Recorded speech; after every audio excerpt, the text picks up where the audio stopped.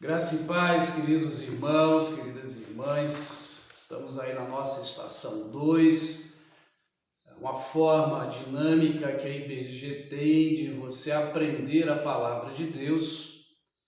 E sempre deixo aí as minhas recomendações de você tirar pelo menos 15 minutos diários para sua leitura bíblica, para sua oração, para você ouvir aí um hino que vai abençoar a sua vida e durante a semana ir fazendo o estudo da semana. E essa semana nós estudamos sobre o Espírito Santo, conhecendo o Espírito Santo, a terceira pessoa da Trindade.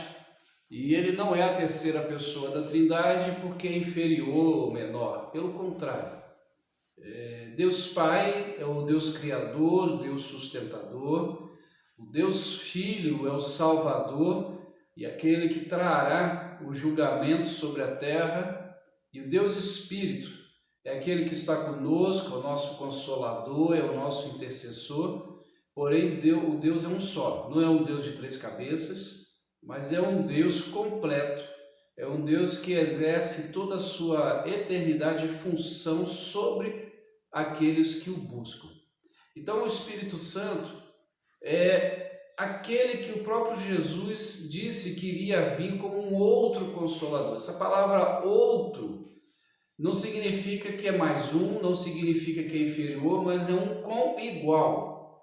Ali no original grego traz essa ideia. Jesus está dizendo, olha, vai vir outro, como eu, que estará com vocês todos os dias, assim como o próprio Jesus disse em Mateus 28, versos de 18 a 20, lá no finalzinho do 20, ele diz que estará conosco todos os dias até a consumação dos séculos. Jesus está conosco, o Espírito Santo está conosco e o Deus Pai está conosco. Então, como a gente usa até muitas vezes para explicar para uma criança sobre Trindade, é pegarmos a água em forma sólida, que é gelo, a água em forma gasosa, a forma quando ela evapora, o vapor também é água, e a própria água, né, como líquido que nós conhecemos, mas tudo é água, só que uma está sólida, a outra tem vapor e a outra está no seu estado natural. Então, a terceira pessoa da Trindade, o Espírito Santo, poucas vezes falado entre nós, poucos cristãos inclusive conhecem, e existe infelizmente até algumas denominações que nós acabamos rotulando como seitas que desprezam por completo o Espírito Santo. O Espírito Santo está conosco, é Ele que nos dá os dons, é Ele que nos capacita, é Ele que nos dá visão de mundo como igreja. O Espírito Santo, ele surge já ali no Novo Testamento, porque ele está em toda a Bíblia. Quando você lê o Antigo Testamento, ele está presente ali. Quando, por exemplo, o profeta diz que veio uma palavra do Espírito do Senhor, o Espírito do Senhor é o Espírito Santo também, é o mesmo. E no Novo Testamento, uma figura clássica que todos nós conhecemos é quando Jesus é batizado. A Trindade está ali presente quando nós vemos Jesus, Deus Filho, sendo batizado, o Deus Pai falando, este é meu Filho amado, e o Espírito Santo que vem em forma corpórea de pomba. Então o Espírito Santo ele está ali no batismo, o Espírito Santo que leva Jesus para ser tentado no deserto, é o Espírito Santo que o ressuscita, o Espírito de poder, como diz o Novo Testamento. O Espírito Santo, ele está presente desde sempre, ele está presente na formação do mundo. Lá diz que o Espírito do Senhor pairava sobre a terra sem forma e vazia. Quando Deus diz, vamos criamos o homem, façamos o homem, a nossa imagem e semelhança. Esse façamos, além de ser plural, no hebraico dá a entender que é mais de dois. Então o Espírito Santo está ali presente. Ele que está presente no nascimento virginal de Jesus lá em Maria. O anjo Gabriel vai dizer para Maria que ela estaria grávida do Espírito. o Espírito Santo tem a atuação completa no livro de Atos, que inclusive alguns até dão o título do livro de Atos, ao invés de Atos dos Apóstolos, como Atos do Espírito Santo, que o Espírito Santo ele atua de forma completa ali no livro de Atos. A sua obra, como você viu aí durante o estudo, no envolvimento com os perdidos, de levar até os perdidos o conhecimento de que estão perdidos, mostrando a eles que eles precisam de restauração. Por isso, queridos, é importantíssimo você orar pelas pessoas que estão perdidas, pedindo ao Espírito Santo que as convença do pecado, da justiça e do juízo, pois é Ele que convence. E esse convencimento, vale a pena ressaltar, não é uma forçação de barra, ele não vai forçar, mas ele vai mostrando para as pessoas que o caminho que estão tomando é um caminho errado. Por isso ele também é um espírito conselheiro.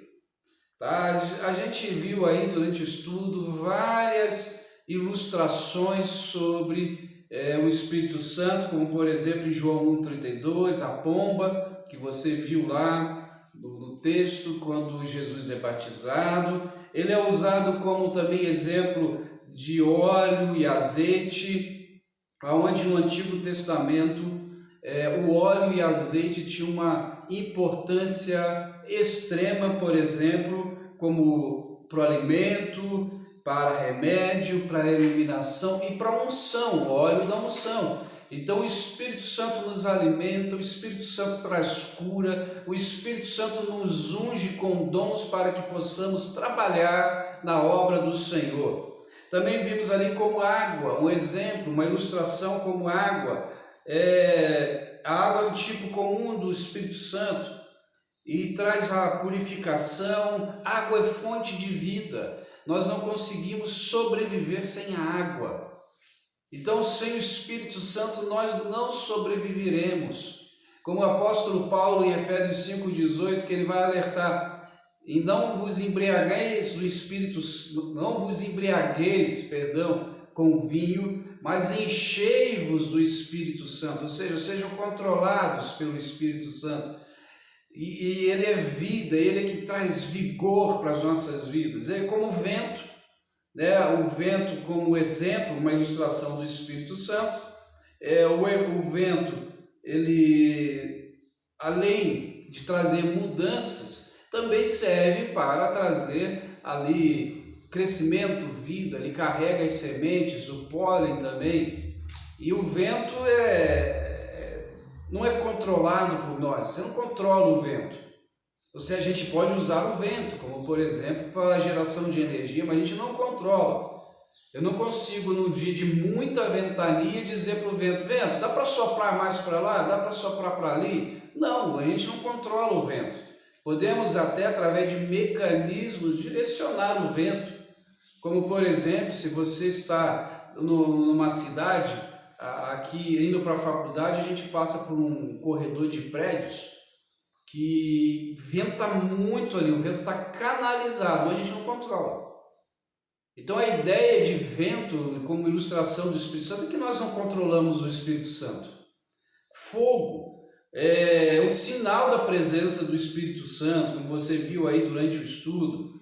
Ele simboliza a mudança que o fogo traz. Ele mostra para nós essa evidência, esse calor, essa presença espetacular do Espírito Santo.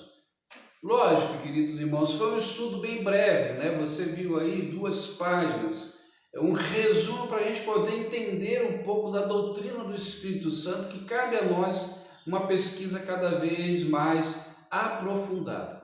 Então eu desafio você a continuar estudando. Nosso próximo estudo será sobre a responsabilidade humana. Nós falamos sobre Deus Pai, Deus Filho, Deus Espírito Santo, mas você e eu temos grandes responsabilidades como pertencentes do reino de Deus.